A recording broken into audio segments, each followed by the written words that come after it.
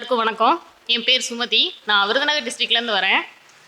நான் படித்தது எல்லாமே காலேஜ் எல்லாமே மதுரையில் தான் படித்தேன். பிஎஸ்சி மேக்ஸ் முடித்தேன். இங்கே 2022 ஐபிபிஎஸ் கிளர்க்கு பேட்சில் ஜாயின் பண்ணேன். கிட்டத்தட்ட 2.5 இயர்ஸ் ஆயிடுச்சு. இங்கே நிற்கிறதே ஒரு ட்ரீம் மாதிரி தான் இருக்குது. நம்பவே முடியல. ஃபஸ்ட்டு எங்கள் அம்மா அப்பாவுக்கு தான் தேங்க்ஸ் சொல்லணும்னு ஆசைப்பட்றேன். இப்போ கூட உட்காந்து அழுதுட்டு தான் இருக்காங்க. எங்கள் அப்பா ஒரு பேக்கரியில் தான் வேலை பார்க்குறாங்க. மந்த்லி ஒரு நாள் கூட அவங்களுக்கு லீவே கிடையாது. 7 டேஸுமே உட்காந்து வேலை பார்த்துட்டு தான் இருப்பார். காலையில் 8 மணிக்கு போனாருன்னா நைட்டு 11 மணி வரைக்குமே வேலை பார்ப்பாங்க. எங்கள் அம்மாவும் அப்படி தான் ஃபயர் ஆஃபீஸில் தான் ஒர்க் பண்ணுறாங்க. ஆக்சுவலி எனக்கு இது ஐபிபிஎஸ் கிளர்க்கு ரிசர்வ் லிஸ்ட்டில் தான் இருக்குது. ஆனால் ஆர்ஆர்பி கிளர்க்கும் எனக்கு ரிசர்வ் லிஸ்ட்டில் தான் இருந்தது. மார்ச் 31 லிஸ்ட்லேயே எனக்கு கிடச்சிருச்சு. மோஸ்ட்லி ஐபிபிஎஸ் கிளர்க்கை விட நான் ஆர்ஆர்பி கிளர்க்குக்காக தான் இங்கே வந்தேன்னு கூட சொல்லலாம். எங்கள் அம்மா அப்பா இன்ட்ரடியூஸ் பண்ணியிருக்கேன். இதை விட ஒரு பெரிய நல்ல ஸ்டேஜ் எனக்கு கிடைக்குமான்னு தெரியல. அதனால தான் மோஸ்ட்லி இங்கே வந்ததே. எங்கள் அப்பாவுக்கு சின்ன வயசுலேயே அவங்க அப்பா அம்மா 2 பேருமே இறந்து போயிட்டாங்க.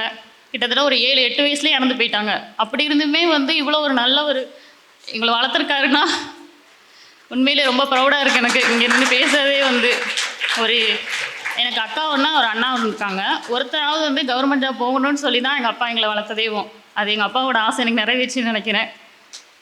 செல்வி சுமதி அவர்களின் தாயாரை ஒரு வார்த்தைகள் பேசுமாறு அன்போடு கேட்டுக்கொள்கிறோம். எனக்கு 3 பிள்ளைங்க சார். மூத்த பிள்ளை ஐடியில் ஒர்க் பண்ணுது. பையன் ஐடியில் தான் ஒர்க் பண்ணுறான்.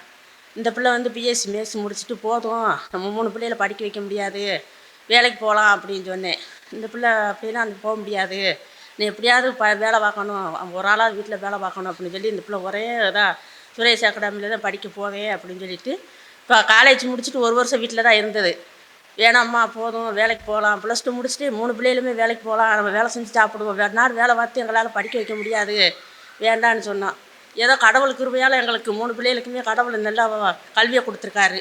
இந்த பிள்ளை எப்படியாவது நான் சுரேஷ் அகாடமியில் படித்து எப்படியாவது நான் வாழ்க்கையில் முன்னுக்கு வருவேம்மா அப்படின்னு. அப்போ அக்கம் பக்கத்தில் உள்ள சொன்னாங்க, என்ன உன் மகன் படித்து கிழிக்க போகிறா, யாரையாவது பார்த்து மாப்பிள்ளை பார்த்து கல்யாணம் பண்ணி கொடுன்னு சொன்னாங்க. இந்த பிள்ளை சொல்லிடுச்சு, நான் கல்யாணங்கிறதே இல்லைம்மா, என்றைக்கு எனக்கு வேலை கிடைக்கிது அப்போ தான் கல்யாணம் படிப்பேன், அது வரைக்கும் எனக்கு கல்யாணமே இல்லை. எங்கள் அப்பா நைட்டும் போல் உழைச்சி பாடுபட்டு அவர் கார வேலைக்கு போய் கையெல்லாம் புண்ணாகி நம்ம அப்பா பாடுபட்டு எங்களை படிக்க வச்சதுக்கு அவர் பலன் வாங்கி கொடுக்கணும்.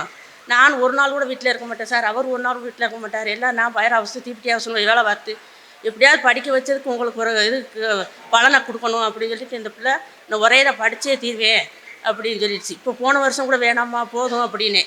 என்றைக்கு இப்போ நான் கல்யாணம்னே எனக்கு இல்லைம்மா, என்றைக்கு வேலை கிடைக்குதோ அன்றைக்கி நான் கல்யாணம் முடிச்சுக்கிருவேன், அது வரைக்கும் எனக்கு கல்யாணத்தை பற்றி பேசாதீங்க அப்படின்னு சொல்லி ஒரே பிடிவாதமாக படித்து ஏதோ பரீட்சையில் பாஸ் ஆகிடுச்சு. ஆனால் ராஜா சாரை பற்றி ஓயாமல் வீட்டில் உங்களை பற்றி ரொம்ப பெருமையாக சொல்லியிருக்கு சார். எப்போ பார்த்தா ராஜா சார் ரொம்ப ஹெல்ப் பண்ணுவார்மா, எங்களுக்கு நல்லா இது பண்ணுவார் அப்படின்னு சொல்லி உங்களை எப்போ பார்த்தாலும் ஓயாமல் உங்களை பற்றி பெருமையாக பேசிகிட்டே இருக்கும் சார் வீட்டில் நன்றி சார். அகாடமிக்குனா ஃபஸ்ட்டு நம்ம ஸ்டாஃப்ஸ் தான். வெங்கட் சாருக்கு ரொம்ப தேங்க்ஸ் சொல்லி நான் ஆசைப்பட்றேன். பிகாஸ் சார் மேக்ஸ் எடுத்தாருன்னா எல்லாருக்குமே தெரிஞ்சிருக்கும்னு நினைக்கிறேன். சாருக்கும் இந்த மாதிரி ஒரு ஸ்டேஜ் கிடைக்கணும், கண்டிப்பாக கிடைக்கும். சுகேஷ் சார், ராஜா சார் 2 பேருக்கும் ரொம்ப thanks sir. Suresh IAS academy, வெற்றியின் முகவரி.